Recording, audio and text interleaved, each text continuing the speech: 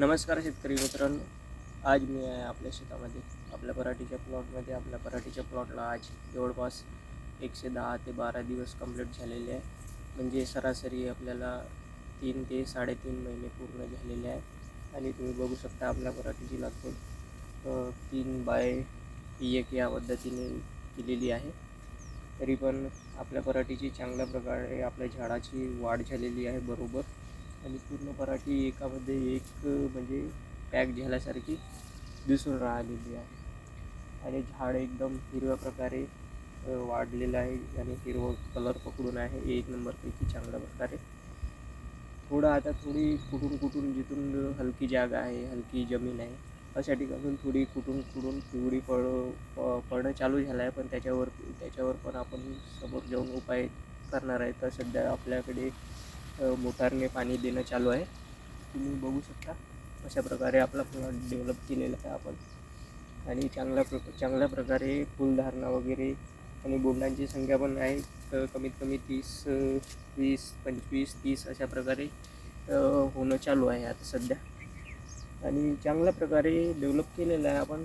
तरी पण थोडं आणखी आवश्यकता आहे. थोडं चांगल्या प्रकारे डेव्हलप करण्याची थोडी अजूनपर्यंत आणखी शेंड्यावर पण बोंड लागावे यासाठी पण आपले प्रयत्न चालू आहे.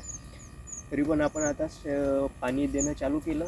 आणि पाणी दिल्यानंतर आपण याच्यानंतर एक खत प्रक्रिया करणार आहोत आपण. खत झालं की लगेच आपण एक औषधी म्हणजे आपण सुप्रीम ॲसिफिट पावडर आणि मोनोच्या म्हणजे स्प्रे करणार आहे आपण शेवटची फवारणीमध्ये. याच्यामध्ये म्हणजे जे काय आपले कुठून जे पिवळे झाडं झाले आहे त्या झाडांना आपल्याला म्हणजे थोडं याच्यामध्ये कंट्रोलमध्ये आणायचे आहे. त्याच्यासाठी आपण ते फवारणी करणार आहोत. आणि एकरी 2 बॅग अशा आपल्याला युरियाच्या टाकायच्या आहे.